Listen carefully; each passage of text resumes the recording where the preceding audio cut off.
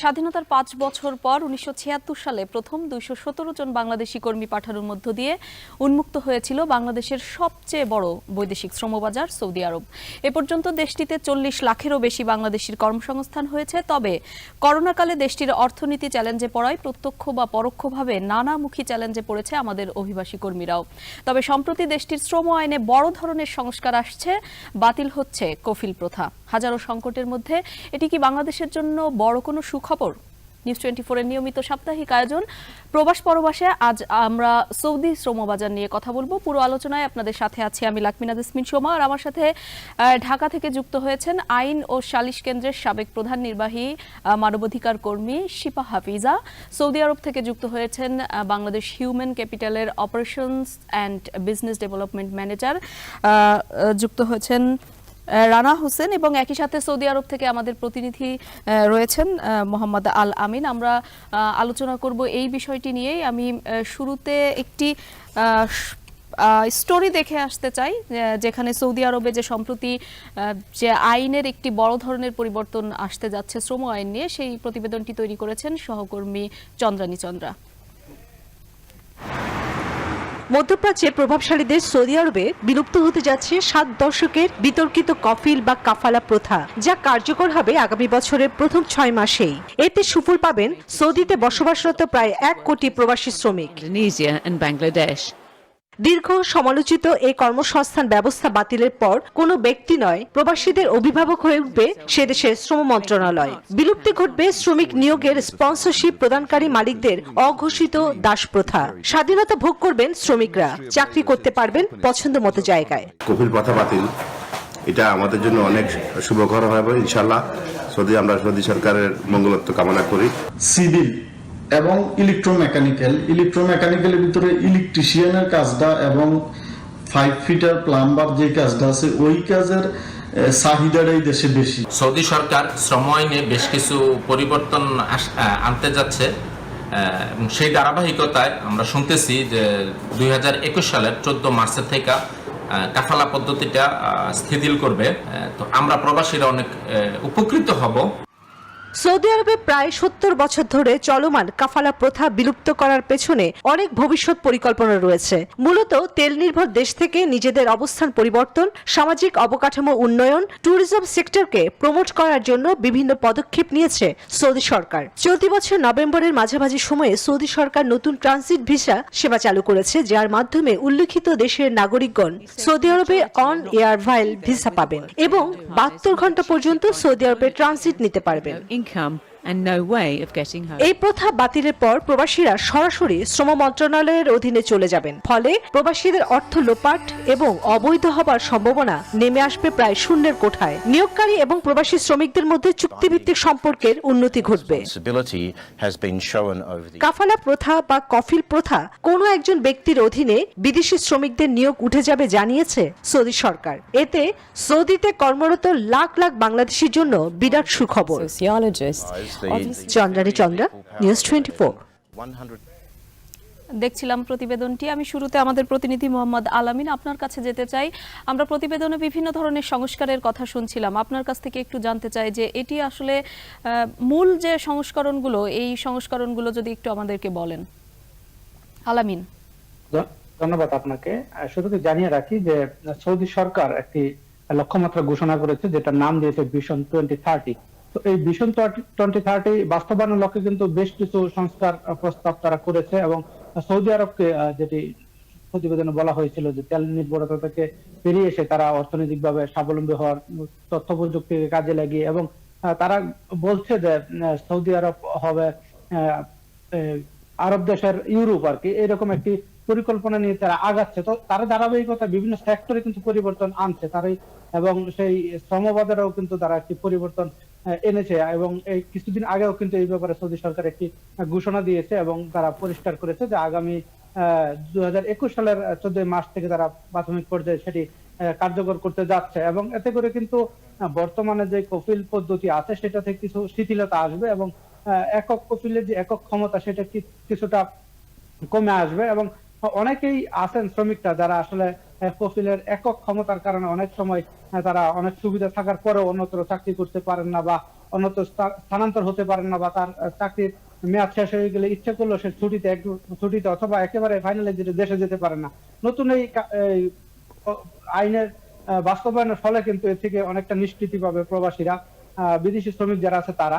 এখানে বলা হয়েছে যে যারা এখন আছেন তারা এই নতুন আইনের ফলে তারা তাদের আলামিন, নতুন আইনে আসলে আমরা কতখানি উপকৃত হবে বাংলাদেশের কর্মীরা সেই বিষয়ে জানবো, কিন্তু তার আগে আমি একটু রানা হোসেন আপনার কাছ থেকে জানতে চাই, আপনি যেহেতু সৌদি আরব থেকে আমাদের সাথে যুক্ত হয়েছেন, আপনার কাছ থেকে জানতে চাই যে এই যে আইনটি আসলে আমাদের জন্য, বাংলাদেশি কর্মীদের জন্য কতখানি সুখবর বলে আপনার কাছে মনে হচ্ছে?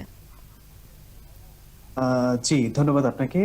আর মূলত আমি আসলে যে বিষয়টা শুরু করতে চাই সেটা হচ্ছে যে কয়েকদিন আগে সৌদি আরবে একটি জাতীয় পত্রিকায় এরকম একটি খবর এসেছিল যে সৌদি আরবে যে কর্মরত বাঙালি যারা আছে, কর্মীরা যারা আছে, তারাও জিনিসটাকে আসলে খুব সুন্দরভাবে পজিটিভলি নিয়েছে এবং এই ব্যাপারটা সৌদি সরকারও বুঝতে পেরেছে এবং এটা নিয়ে তারা একটা বড় প্রতিবেদন করেছিল। তো আপনারা জানেন যেহেতু আমাদের মধ্যপ্রাচ্য যে শ্রমবাজারটা, এই আমাদের বাংলাদেশি শ্রমবাজারদের যদি দেখা হয় তাহলে সৌদি আরবটা হচ্ছে আমাদের সবচেয়ে বড় একটা শ্রমবাজার, যেখানে প্রায় 31 কিংবা 32% কর্মী সেখানে চাকরি করে, বর্তমানে কর্মরত আছে। সো এই সংখ্যাটা যদি আমি ভুল না করি তাহলে হচ্ছে 1.2 মিলিয়ন, এর হয়তো বা মোরলেস এরকম একটা অ্যামাউন্ট হতে পারে। সো সেই ক্ষেত্রে আমাদের যেহেতু রেমিটেন্সের যোগানদাতা হিসেবে সৌদি আরবটা বড় একটা ভূমিকা পালন করছে, সেহেতু সবারই কিন্তু দৃষ্টি ছিল যে আসলে সৌদি আরব আমাদের জন্য কতটুকু পজিটিভ বা নেগেটিভ।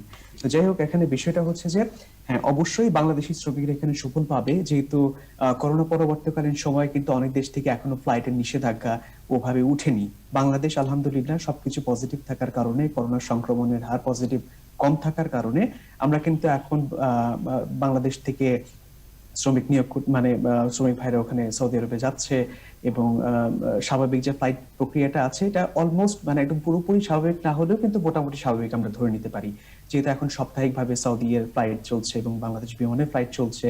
সো এই মতো অবস্থায় যেহেতু অলরেডি আমাদের বাংলাদেশি শ্রমিক ভাইরা সেখানে কর্মরত ছিলেন এবং নতুন করেও যাওয়ার সুযোগ রয়েছে, যেহেতু অনেক দেশে এখনো যেতে পারছে না, সেহেতু বাংলাদেশরা যেতে পারছে। তো এই যে বিষয়টা সবকিছু মিলিয়ে এটা আমাদের জন্য অনেক বড় একটা সুযোগ। রানা হোসেন, আমরা দেখেছি যে কফিলের কারণেই কিন্তু আমরা শেষ সময়ে দেখলাম যে যারা আটকে পড়া বাংলাদেশি ছিল, বাংলাদেশি কর্মী ছিল, তাদেরও কিন্তু কফিলের কারণেই, এই নিয়মের কারণে বা তাদের একক যে কর্তৃত্ব সেটির কারণে কিন্তু অনেকে ফিরতে পারেনি শেষ সময়ে। এই বিষয়ে আমি আরো জানবো, একটু শিফা হাফিজা আপনার কাছে যেতে চাই, আপনার কাছ থেকে জানতে চাই যে আমরাও দেখেছি যে এই কফিলের একক কর্তৃত্ব অনেক সময় নারী শ্রমিকদের ক্ষেত্রে বিশেষ করে অনেক ধরনের বড় একটি সমস্যা বা সংকট তৈরি করে থাকে। আপনার কাছে কি মনে হচ্ছে এই আইনটি সংস্কার হলে তাতে কতখানি উপকৃত হবে আমাদের নারী কর্মীরা? ধন্যবাদ। সৌদি সরকার শ্রম আইন নিয়ে অনেকদিন ধরেই আসলে কাজ করে যাচ্ছে, অনেক রকম পরিবর্তন তারা অলরেডি এনেছে, যেখানে তারা নিজস্ব লোকদের অধিক সংখ্যক কাজও সম্পৃক্ত করছে, সেগুলো আছে। আর এই কাফালার ব্যাপারে তো আসলে আমরা বহুদিন ধরে কাফালা যাতে ওঠায় সেজন্য অনেক ভাবে চেষ্টা করে যাচ্ছিলাম, যেহেতু এটা অনেকটা ওই স্লেভারি প্রথার মতন একটা কাফালার একটা ভিসা নিয়ে যায় এবং এর ফলে বাংলাদেশের যারা কি বলবো এক্সপোর্ট করেন, ম্যান পাওয়ার এক্সপোর্ট এবং সৌদি ম্যান পাওয়ার এক্সপোর্টের মধ্যেও আবার বেশ ভালো একটা আঘাত হয়ে যায়, যার ফলে আসলে আমাদের শ্রমিকরা খুবই ভয়ঙ্কর একটা চক্রের মধ্যে পড়ে যান। তো সেই হিসেবে কাফালা যদি উঠিয়ে দেয়, তার মানে এখন ডাইরেক্টলি আমাদের অভিবাসীরা ওখানে গিয়ে ওদের সরকারের সাথে কাজ করবেন এবং সেটা তো নিশ্চয়ই একটা ভালো উদ্যোগ। আর বিশেষ করে নারী শ্রমিকের বেলা যেটা আমরা দেখেছি যে তারা প্রায়শই অধিকাংশ নারী শ্রমিক গৃহকর্মী হিসেবে যান এবং তারপরে তাদের নিজস্ব কোনো আইডেন্টিটি কোনোভাবে রাখতে পারেন না এবং প্রায় অনেক জায়গাতে গৃহকর্মীরা প্রচুর সেক্সুয়াল ভায়োলেন্স এবং বিভিন্ন রকমের ভায়োলেন্সের শিকার হন। আসলে একটা ওদের হয়তো কালচারাল একটা সমস্যা আছে, ওইসব দেশে গেলে পরে তারা যখনই নিয়ে যায় তারা মনে করে যে এরা কিনে নিয়ে গেছে স্লেভ, তো সেইভাবে ব্যবহার করে মা বাবা ভাই সবাই মিলে একটা অত্যাচারের একটা জায়গা তৈরি হয় অনেক ক্ষেত্রে এবং তারা প্রায়শই এদেরকে আমরা খবর পাই অনেকেই দেশে ফিরে আসছেন। তো যদি কাফালা সিস্টেমে উঠে যায় তাহলে আমরা আশা করছি হচ্ছে যে আমাদের ম্যান পাওয়ার এক্সপোর্ট যখন করবে তখন তো সরকারের সাথে করবে, তাহলে তারা এক জায়গা থেকে আরেক জায়গায় জব ট্রান্সফার করতে পারবে। আর ওটা ছিল যে কাফালা শেষ হওয়া মানে ওর কাজ শেষ, ওকে দেশে পাঠিয়ে দিবে, এই একটা ভয়ঙ্কর ভয়ের মধ্যে ওদেরকে থাকতে হতো সবসময়। তো আশা করা যাচ্ছে যদি এখন সরকারের আন্ডারে কাজ করে, সরকার হয়তো আরো বেশি মানবিক হবেন বলে আমরা আশা করছি। তবে নিশ্চয়ই এই সবকিছু নির্ভর করবে কিভাবে আমরা ওদের সাথে নেগোসিয়েশন গুলা করতে পারি। আরেকটা বিষয় আছে নারী শ্রমিকের বেলা, আমি রিসেন্টলি শুনলাম আগে যেটা ছিল যে আমরা যদি 2 জন নারী শ্রমিক সৌদি আরবে পাঠাই তাহলে ওরা 1 জন পুরুষ শ্রমিক নেবে, এই যে শর্তটা ছিল এটা অনেক জি, এটি এরই মধ্যে উঠে গেছে শিফা হাফিজ, আমরাও জেনেছি যে এটি একটি অনেক বড় ধরনের সমস্যা হতো, কারণ আমাদের খুবই ভালো কথা। জি, আমরা দেখেছি যে গ্রাম অঞ্চলে বিশেষ করে এরকম 2 জন পুরুষের বিপরীতে 1 জন নারী পাঠানোর জন্য সেই অনেক ক্ষেত্রে আমরা দেখেছি যে দালালরা গ্রাম অঞ্চলে যে কিন্তু নারীদেরকে নানাভাবে কনভিন্স করার চেষ্টা করতো যে তাদেরকে কিভাবে পাঠানো যায়, না হলে তারা 2 জন পুরুষের কাছে পাঠাতে যেতে পারতো না। তো সব মিলে আমরা এই বিষয় নিয়ে আরো আলোচনা করব, কারণ আমাদের অন্য যে শ্রমবাজারগুলো রয়েছে সেই জায়গায় কিন্তু আমরা দেখেছি যে এই কফিল সিস্টেমটি বা মালিক চেঞ্জ করার যে বিষয়টি, সেই বিষয়টি কিন্তু সেই সুযোগ সুবিধাগুলো থাকে। আমরা যদি সৌদি আরবে সেটি হয় তাহলে সেটি নিশ্চয়ই আপনারা যেটি বলছেন যে বাংলাদেশিদের জন্য সুখবর। আমরা এই বিষয়ে আরো আলোচনা করব, তার আগে একটি বিরতি নিয়ে আসি, নিচ্ছি ছোট্ট একটি বিরতি, সাথেই থাকবেন। বিরতির পর আবারও স্বাগত জানাচ্ছি নিউজ 24 এর নিয়মিত সাপ্তাহিক আয়োজন প্রবাস পরবাস অনুষ্ঠানে। আপনাদের সাথে আছে আমি লাকমিনা জেসমিন সোমা। আজ আমরা আলোচনা করছিলাম সৌদির শ্রমবাজার নিয়ে, যে কাফালা প্রথা যে আইন, সেই আইনটি সংস্কার হচ্ছে এবং সেখানে বাংলাদেশিরা কতখানি উপকৃত হতে পারে, বাংলাদেশ কতখানি সুবিধা পেতে পারে সেক্ষেত্রে। সে বিষয়ে আলোচনার জন্য আমাদের সাথে 3 জন অতিথি রয়েছে। আমি আবারও যেতে চাই আমাদের প্রতিনিধি আলামিন, আপনার কাছে। কিছুক্ষণ আগেই আমরা বলছিলাম যে এই যে আইনটি সংস্কার হচ্ছে সেই সংস্কারের আওতায় হয়তো বাংলাদেশের বা অন্য অভিবাসী কর্মীদের ক্ষেত্রে 5টি ক্যাটাগরি আসলে এর মধ্যে এর আওতায় আসবে না, এবং সেখানে ডোমেস্টিক যে কর্মীরা রয়েছে, গৃহকর্মী রয়েছে, তারাও সেখানে, কিন্তু সেখানে তো বাংলাদেশি কর্মীরা আমাদের বেশিরভাগই দেখেছি যে সৌদি আরবে তারা গৃহকর্মী হিসেবে যায়, বিশেষ করে নারী কর্মীরা। তো সেক্ষেত্রে আমরা কতখানি উপকৃত হব, আপনার কাছে কি মনে হচ্ছে? জি, আপনি যথার্থই বলেছেন যে আসলে 5টি ক্যাটাগরিকে সৌদি সরকার এই সংস্কার আইনের আওতায় আনেনি। তবে সৌদি সরকারের যে সমাজ সামাজিক উন্নয়ন মানব সম্পদ মন্ত্রণালয় যেটি বলেছে যে তাদের বিষয়ে নতুন করে তারা চিন্তা ভাবনা করবে। এখানে আসলে নারী গৃহকর্মীদের বিষয়টি ছাড়া যদি আমরা অন্যত্র 4টি পেশার লোকদেরকে ধরি তাহলে কিন্তু এইখানেও কিন্তু বড় সংখ্যার একটা বাংলাদেশিরা তারা বঞ্চিত থেকে যায় যে এই সুবিধা থেকে, যে সংস্কার আইনের যে সুবিধা সেটি থেকে। আরেকটা বিষয় হচ্ছে যে অনেকেই কিন্তু আপনার কিছুদিন আগে থেকে কিন্তু সৌদি আরবে ইকামা রিনিউ ফি, যেটি লেবার কোর্টের লেবার অফিসের ফি, যেটি কিন্তু অনেক বড় আকারে বৃদ্ধি করা হয়েছে। বর্তমানে 2020 সালে কিন্তু প্রতিজন শ্রমিকের বিপরীতে লেবার অফিসকে 800 রিয়াল করে দিতে হয় প্রতি মাসে। তো এই কাজটা থেকে বাঁচার জন্য অনেকে কিন্তু ইচ্ছা করেই তারা বাংলাদেশ থেকে হাউস ড্রাইভার বা কেয়ারটেকার ভিসায় এসেছে, কিন্তু তারা কিন্তু এখন ওই সুবিধাটা পাওয়ার জন্য এই সুবিধাটা কিন্তু বঞ্চিত হচ্ছে। তাদের হয়তো বা এই 5টি ক্যাটাগরির লোকদের কিন্তু এখন অতিরিক্ত ফি দিতে হচ্ছে না, যেটি সাধারণ শ্রমিক বা অন্যান্য ক্যাটাগরির লোকদের দিতে হচ্ছে। জি আলামিন, ধন্যবাদ। আমি এই বিষয়ে আরো জানবো। আমি একটু রানা হোসেন আপনার কাছ থেকে জানতে চাই, আমরা কিছুক্ষণ আগেই বলছিলাম যে বাংলাদেশের কর্মীদের বা সৌদি আরবে নারী কর্মীদের ক্ষেত্রে আসলে নার্সিং যে সেক্টরটি রয়েছে সেখানে বিপুল একটি সম্ভাবনার জায়গা আপনি দেখছেন, একটু যদি বলেন আমাদেরকে। জি, ধন্যবাদ আপনাকে। আমরা আসলে অফলাইনে যে বিষয়টি নিয়ে আলাপ আলোচনা হচ্ছিল, আমাদের আসলে ম্যাডাম যে কথাটা বলেছিল যে নারী কর্মীদের ক্ষেত্রে অনেক সময় অনেক রকম বৈষম্যের বা অনেক রকম চ্যালেঞ্জের মুখে আমরা পড়েছি, কিন্তু আসলে কখনো কিন্তু আমরা এই যে সম্ভাবনাময় একটা সেক্টর আছে যে নার্সিং সেক্টর, এটা নিয়ে আসলে ওইভাবে হয়তো আমরা কখনো ফোকাস করি নাই। বাট এখন সময় এসেছে, যেহেতু এখন আমরা একটা ফ্লেক্সিবিলিটি পেয়েছি এবং মোটামুটি অনেক দেশ যখন লকডাউনের মধ্যে আছে তখন আমরা স্বাভাবিক প্রক্রিয়া চালিয়ে যেতে পারছি। এবং প্রবাসী কল্যাণ মন্ত্রণালয়ের পক্ষ থেকেও কিন্তু বলা হচ্ছিল যে ঠিক কোভিড-19 পরবর্তী সময়ে এই সেক্টরটিতে সারা বিশ্বেই একটা বড় ধরনের চাহিদা তৈরি হবে। ডেফিনেটলি। এবং এই ক্ষেত্রে কিন্তু দেখা যায় সৌদি আরবের যে বড় বড় রিক্রুটমেন্ট কোম্পানিগুলি আছে যারা মেডিকেল সেক্টর নিয়ে কাজ করছে, তারাও কিন্তু ইন্টারেস্টেড আমাদের সাথে বা আমাদের এই বাংলাদেশি মার্কেটে নার্স নিয়ে কাজ করার জন্য। এবং ইতিমধ্যে কিন্তু আমরা বাংলাদেশের সুনামধন্য নার্সিং ইনস্টিটিউট যেগুলি আছে তাদের সাথে কথা বলেছি, প্রিন্সিপালদের সাথে কথা বলেছি, তারাও পজিটিভ। এখানে একটা ব্যারিয়ার হতে পারে, সেটা হচ্ছে কমিউনিকেশন, যে আমাদের বাংলাদেশে আসলে ল্যাঙ্গুয়েজ থেকে একটু হয়তো আমাদের একটু উইকনেস আছে। সো আমরা যদি আসলে কিছুটা গ্রুমিং করতে পারি, কিছুটা এনহ্যান্স করতে পারি আমাদের যে নার্স যারা আছে তাদেরকে, সেই ক্ষেত্রে কিন্তু আমাদের জন্য একটা বিশাল বড় একটা নতুন বাজার খুলে যেতে পারে হচ্ছে আমাদের নার্সদের জন্য। এবং এখানে আরেকটা বিষয় আছে, সেটা হচ্ছে যে স্যালারি প্যাকেজের কথা যেটা আলামিন সাহেব বলছিলেন, যে মিনিমাম স্যালারি কিন্তু থাকে এখানে 3,500 রিয়াল থেকে শুরু করে আরো পরে, এবং ফুড, তার মানে আর্থিকভাবেও তারা বেশ লাভবান হবেন।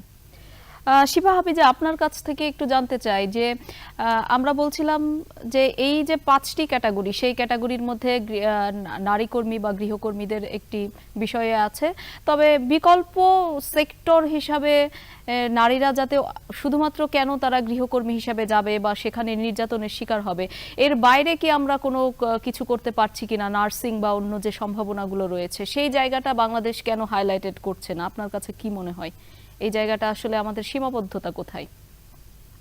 কোভিড-19 প্যান্ডামিকের পরবর্তীতে অবভিয়াসলি আমরা দেখলাম যে আসলে এই সেবা খাতগুলো অত্যন্ত জরুরি এবং প্রতিটি দেশে এই সেবা খাতের প্রয়োজন সবসময় থাকবে।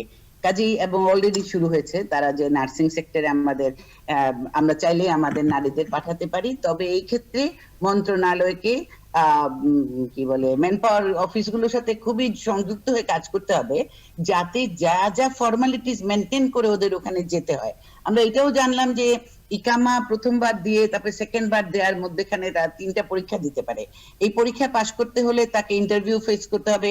এই ক্যাপাসিটি গুলো তো তাদের তৈরি করে দিলে প্রতিটি নারী ওখানে একটা যোগ্য নার্স হিসেবে কাজ করবেন, তাদের আয় ইনকাম তো অবশ্যই বাড়বে এবং বাংলাদেশের জন্য একটা সম্মানজনক জায়গা তৈরি হবে। এবং সেই ক্ষেত্রে আপনি নিশ্চয়ই একমত হবেন যে ভাষা শেখাটা কিন্তু খুব বেশি জরুরি, যেটির কারণে মূলত আমাদের গৃহকর্মীরা বেশি নির্যাতনের শিকার হয়। আমরা একসময় করেছিলাম, যারা চলে আসেন সৌদি আরব থেকে তাদেরকে ভলেন্টিয়ার হিসেবে তারা ল্যাঙ্গুয়েজ শিখাবার কাজ করছিলেন, কারণ লোকাল ল্যাঙ্গুয়েজ গুলো খুবই জরুরি জানা, এটলিস্ট কিছুটা জানা।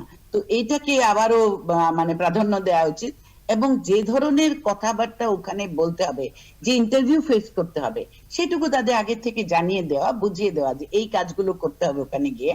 এবং আমি নিশ্চিত যদি আমরা সকলে মিলে এই কাজগুলো করি, আর যেখানে যে রানা হোসেন তারপরে আমাদের আলামিন সাহেব এরা যারা আছেন তারা আমাদেরকে অনেক পরামর্শ দেবেন এবং সেই ক্ষেত্রে আমাদের বুঝতে পেরেছি আমাদের আসলে যে যার জায়গা থেকে যে একটি কাজ করা, পদক্ষেপ নেওয়া সেই বিষয়টি, আর সেজন্যই কিন্তু আমাদের এত আলোচনা বা সরকারের পক্ষ থেকে কি পদক্ষেপগুলো নেওয়া যেতে পারে সেই বিষয়গুলোই কিন্তু আমরা তুলে ধরতে চাই। আরো কি পদক্ষেপ নিলে আসলে এই শ্রমবাজারকে আমরা আমাদের অর্থনীতিতে কাজে লাগাতে পারবো সেই বিষয়টি নিয়ে আলোচনা করব।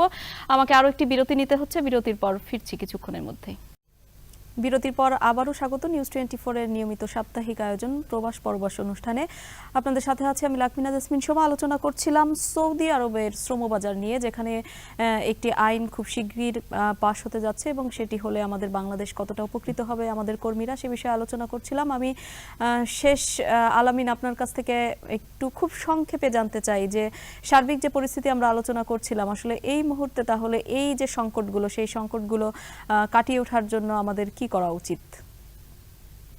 জি, আসলে এই মুহূর্তে দরকার সরকারকে জনশক্তি রপ্তানি ক্ষেত্রে একটু গুরুত্ব দেওয়া এবং সেই ক্ষেত্রে স্কিল লেবার যাতে যেতে পারে সেই বিষয়টির উপর গুরুত্ব আরোপ করা এবং দক্ষ শ্রমিক যারা আছেন বাংলাদেশ থেকে এখানে কর্মরত আছেন তাদেরকে কিভাবে বিভিন্ন জায়গায় সেট আপ করা যায় সেই বিষয়ে সৌদি সরকারের সাথে কথা বলে বাংলাদেশ সরকারের উচিত যে তাদের এই জায়গাটুকুতে শক্ত করা এবং বাংলাদেশি যারা এখানে কাজ করে দক্ষ হয়েছে তারা যাতে চাকরিচ্যুত হয়ে দেশে একবারে ফিরতে না হয়, তাদেরকে অন্যত্র যেহেতু সৌদি সরকার একটি সুযোগ দিচ্ছে তাকে সহজ শর্তে কর্মস্থল পরিবর্তন করার জন্য, এই সুফলটা যাতে বাংলাদেশিরা ভোগ করতে পারে। ধন্যবাদ আলামিন। আমি ভূমিকা নেওয়া দরকার। রানা হোসেন, আমরা যাতে এই আইনটি সংস্কার হলে সেটির সর্বোচ্চ উপকার পেতে পারি সেক্ষেত্রে আপনি কি বলবেন?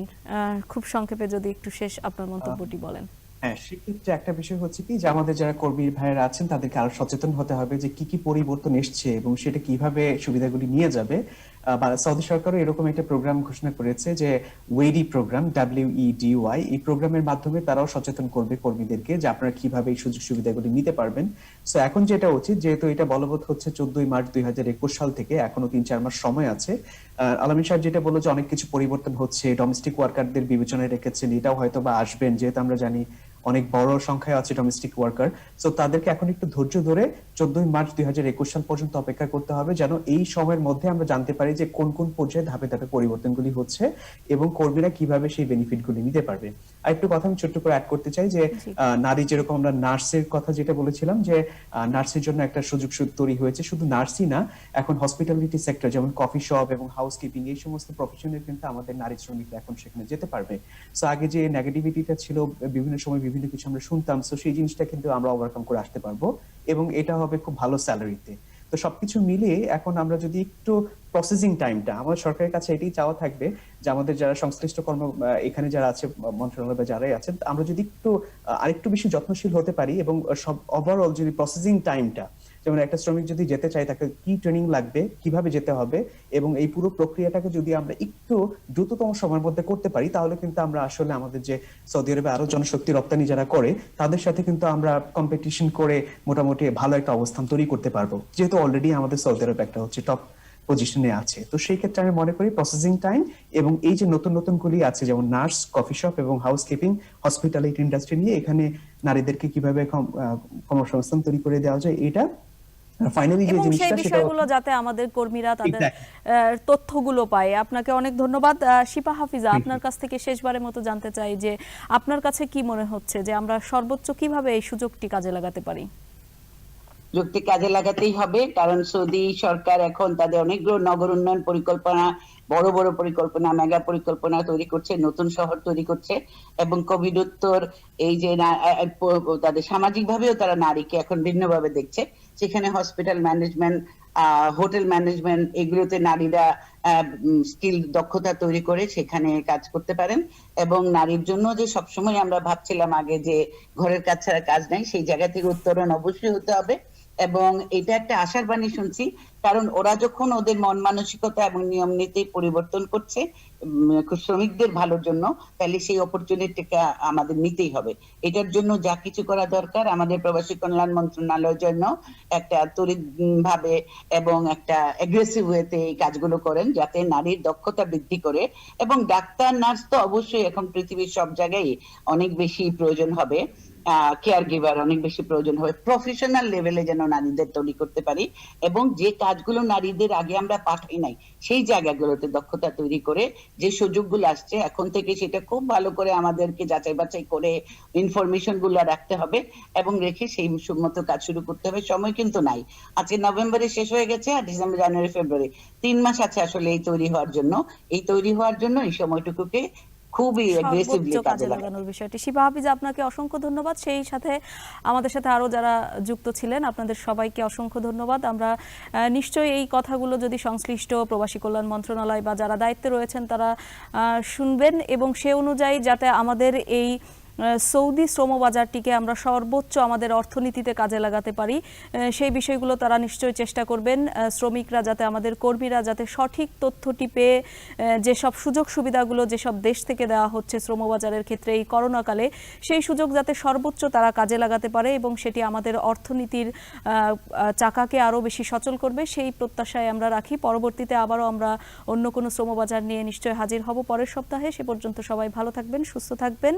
বিদায় নিচ্ছি আমি লাকমিনা জেসমিন সোমা।